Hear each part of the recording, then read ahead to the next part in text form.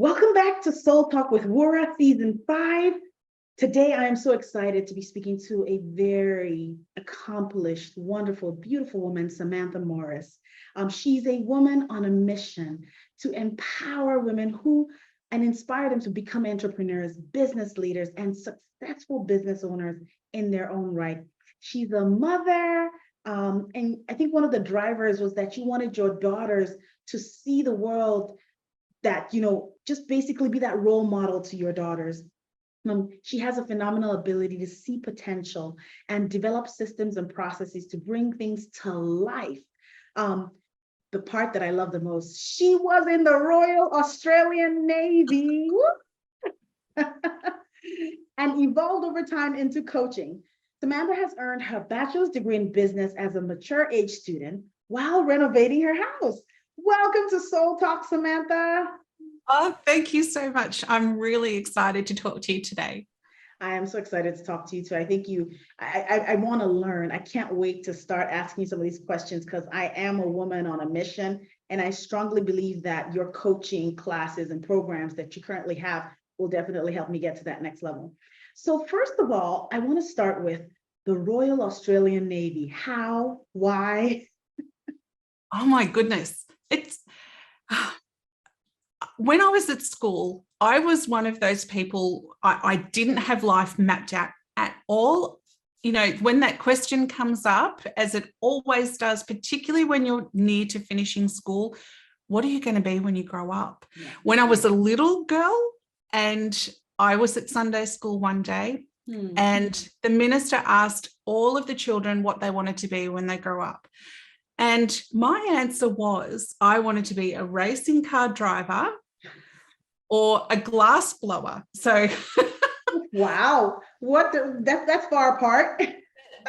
I don't even know where those things came from. But the reason that I remember that particular situation so clearly is because after Sunday school, the minister visited my house and I actually got in trouble. I was told that I had behaved inappropriately as a girl. Oh, wow. Because what I'd chosen to do, what I'd chosen to speak about doing they're very male dominated, racing car driving is. But they thought that I was being silly. They thought that I was trying to be very clever and funny in front of people. I wasn't at all. That showed me when I was young, I have to be very careful about what I say and what I put out there. I don't think that's a good thing. I totally agree. I do not think that's a good thing. So as I grew up, whenever I was asked what do you want to be when you grow up, I don't know. And the more I said I don't know, the more I believed that answer that I don't know. So I followed the traditional pathway of young ladies and, went into office work and did that kind of thing. I didn't like it. I didn't like it because I wasn't passionate about it. It was just a job. I was only 18 years old.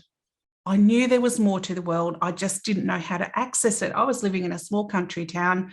I'd been to the city a couple of times, but I didn't know an awful lot about the world. I didn't know how to reach out and explore it.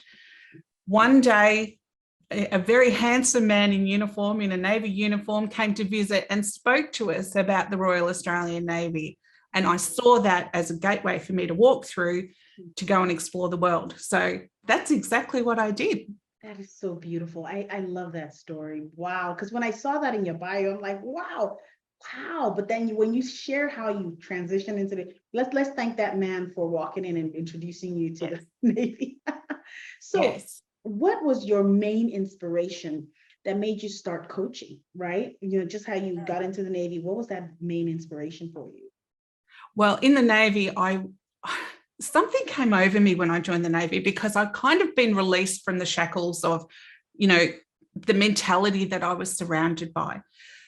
I joined the Navy and all of a sudden there was an expectation that I not be less than anybody else that was doing the same job. The expectation was that I would step up and be the best person that I could be. I love that. That was so freeing to be able to do that. So all of a sudden, I found that my hand was being raised for any kind of opportunity there was going. And this is where I started to explore so many parts of myself. I became involved in fundraising. I became involved in welfare and looking after underprivileged communities in any way that we could. Yeah. I became involved in all sorts of physical activities that I'd never done. You know, I actually was asked the other day what sports I'd played, and I was rattling through all these sports because it's part of the culture, you know, in the Defence Force to be physically fit. Absolutely. I became an aerobics instructor. Yeah. Things that I never would have dreamed of. I used to love going to the rifle range and, you know. Love that. And I love how, you know, the different paths and the different things that you've done over your life, how it has kind of led you to where you are today and how it has kind of molded you and defined you to become the coach that you are today. Wow, beautiful. So you are exclusively a women's coach, right? Yes. And you know, I think that's a great thing. But why women only? Why women? Oh, I've been in business for about 17 years now. And when I left the Navy, and obviously very male-dominated arena to be in, absolutely. Then the business I started with my husband, and that was in automotive and manufacturing. Mm-hmm. Again, very male-dominated industries. And what I came up against, and you know, and I was the business owner, what I came up against was, you can't do that. That's not the way we do things. Yeah. You know, I got a lot of no's. I got told not to do things. I came up with ideas that will never work. You know, that's not acceptable. And you know what I did? I got really sick of hearing no, and I started to do those things anyway. And I'm sure you thrived. Yes, because what happened was that everybody that was sitting on one side of the fence saying, no, we don't go anywhere else, we stay in here. When I started to step outside of that, the business really flourished. Right. It grew. Yes. Yeah. And it wasn't about, you know, I was right. It was very much about, do you know what? I really do need to listen to my own instincts and follow them. I love that. So basically for we business women who are running our own businesses, right? What I've seen in historically, we've never really had a manual or something that shows us how to do it. But like what I'm hearing from you is there was a gut, there was a push, a drive within you to say, okay, you know what? Let me try it. And so I think where that comes from, you got to have that confidence to be able to say, you know what? Yes, you're saying no, but I can do this and try it out because you never know where it's going to lead you to. Yes. And wow. Look, it's probably pride, but I had that element in me also of, I don't want to be told no. Yeah. Nobody. And I don't want to be told to sit down and be quiet and don't have ideas and don't speak about things and don't bring these things out into the open. I love that. I didn't want that. Mm-hmm. And so I don't know whether it was confidence or whether it was stupidity. Samantha, no, I think it's a bunch of everything, guts, confidence, and just, you know what, standing up. Like as a mother of daughters, I have 2 daughters, and I want to be able to tell them, you can go out there, dream up a business. I'm seeing it all over the internet now. Women are dreaming up businesses that you never thought would make money. They're making money from it and they are thriving. I'm sure, I didn't look at the stats before we did the interview, but I'm sure women business owners are thriving. So thank you for that. So now you talk about purpose, impact, success, and authenticity in business. What does that mean? What that means is what I saw out in the business landscape before I started coaching was that people were getting into business because they wanted to make money. Mm-hmm. Now, the problem with that is that you've got this emotional connection to money rather than the emotional connection to the work that you're doing. Wow. It's the wrong focus and the wrong connection because money is simply something you exchange with people. There is no purpose in that. And when the money's not coming in, where does that leave you? Because if you're not passionate and you don't feel something for what you're doing, if it's all just about the money, at the end of the day, that's just going to leave you Yeah. hollow. And when days are hard, and business isn't good all the time, you know, business is this roller coaster ride. Yeah. When it's hard, if all you've got to attach to is money, that's where you give up. That's where you fail. Wow. That's where you don't try. That is awesome. That's beautiful. So how do you know when you're being authentic? Because, you know, at times we truly in our hearts want to be authentic. We want to be the best, but we don't really know. Am I being authentic? Am I being fake? So how do you know? I think that, you know, if you're being authentic, then there's that little element of fear and vulnerability about what you're putting out into the world. Because it means something to you. Okay. When you're being fake, it doesn't mean anything. You can put anything out there on social media, or, you know, you don't care about the products that you're putting out there. Once again, because if it's just about money and you don't care about the end result and you don't care about the people that you're selling to, that's not being authentic, and that's not caring. That's true. And I don't believe that business is like that anymore. I think this is where we're going to see the demise of money-making, money-grubbing businesses. People have so much more expectation from people than just being sold to. Yes, I agree. I agree. And so even I'm looking at myself as a focus group. I'm looking for businesses that are authentic. You know, you can kind of tell, it's so easy to tell between the fake ones and the ones that are truly in it. I know there are times where there's difficulty, but if your product is all I can just see, you're just trying to sell me, you know, shiny tool. There's so many tools out there like Yelp. We have Yelp here that gives us reviews. People are very vocal on the internet now about your business and your product. So I think that's where we got to be really careful in being authentic, and, you know, it will show through. Thank you. Absolutely, it will. Yes. So let me ask you this question. I have multiple businesses that I'm running. I do, and I think that was interesting. You mentioned it. I do real estate too. So I flip homes. I'm a real estate investor. I also, yes, I'm also running Soul Talk. I'm also, you know, a woman in business too, in the corporate America. So juggling all of these together. Now, what advice would you give to someone like me who is looking to launch their business brand new? So I've been doing this for a while, but I'm not there yet. But I'm talking about the green ones who are just starting. Yeah. So people that have never had a business before. And I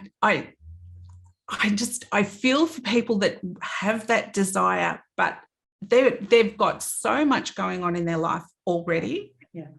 So we talk so much about work-life balance, and I think that's an unattainable goal, because to me, balance suggests things are even.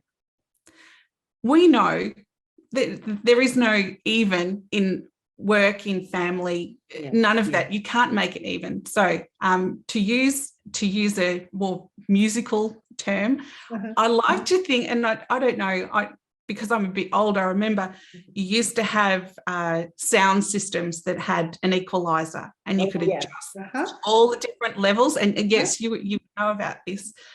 I like to think of it as achieving or having an equalizer in your life, and you've got to assess each individual area. And on a daily basis, really, you've got to adjust that equalizer so that you can maintain some kind of happiness and stability. Yeah. Because it's not about, I have to give 100% over here, I have to give 100% over here, I have to give 100% over here.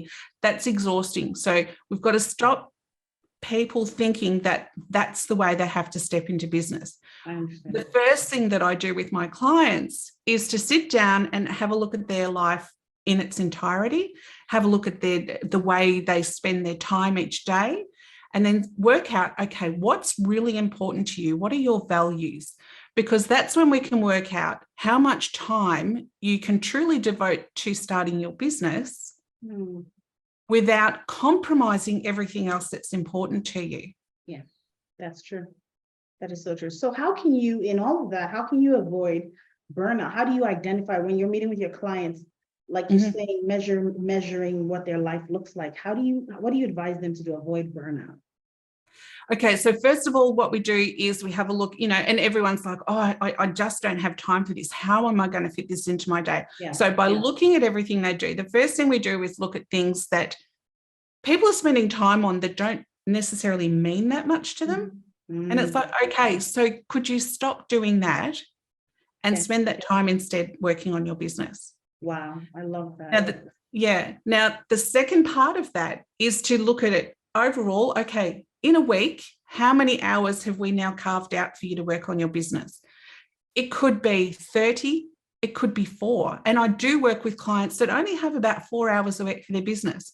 And that's going to dictate the timeline for achieving anything. Because stepping into it with your eyes wide open about how long this is going to take and what you can achieve with the time you've got, that's when you can go into it and go, okay, I know what I'm doing. I know it's going to take me 6 months. I know it's going to take me 12 months.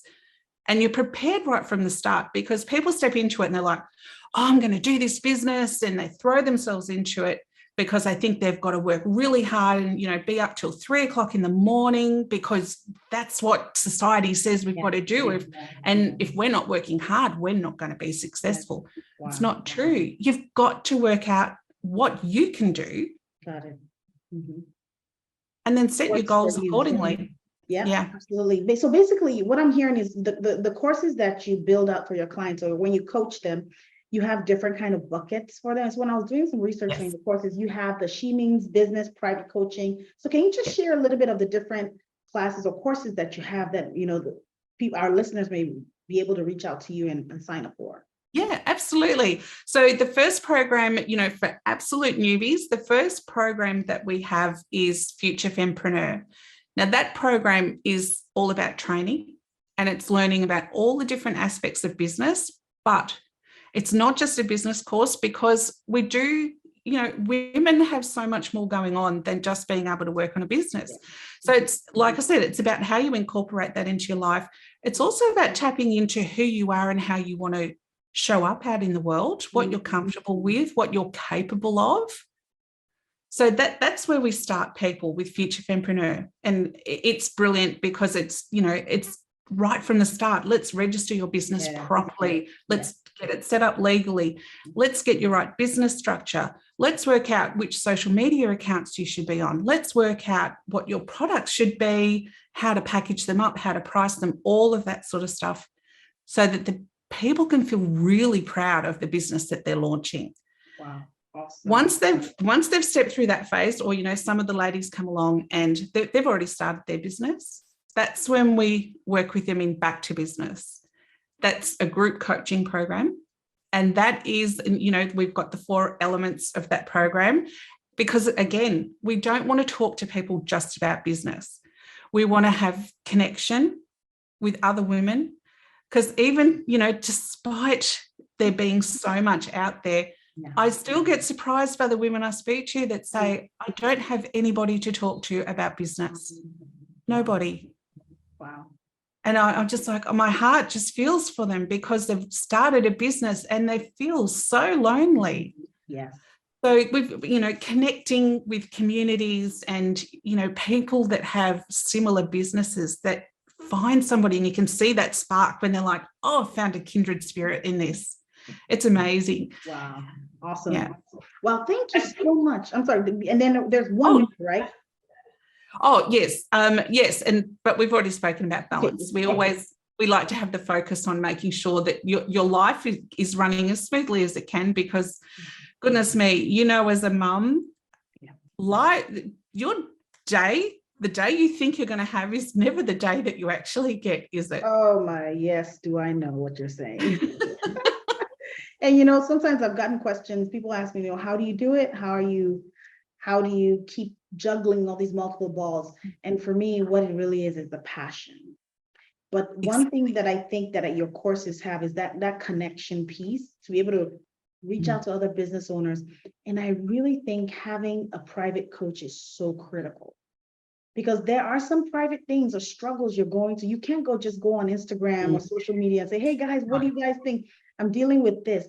But having that private coach that you can help work through it, I think that's golden. So now let me ask you, I know we don't have a lot of time, but how can they reach out to you? And we're going to have, we have it listed here on the video at the bottom of the video, but can you just share with us how to reach out to you if we want to get coaching? Absolutely. Yes. If people go to the website, and I actually coach with another coach, and we stand in defiance that women tear each other down. We stand in defiance and say women are at their best when they collaborate and work together.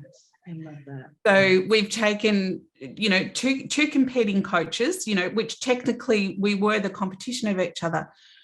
We aligned so beautifully. We believed in so much about how we wanted to work and that people wanted to work with. We said, we need to be together. I love that. We need to be together.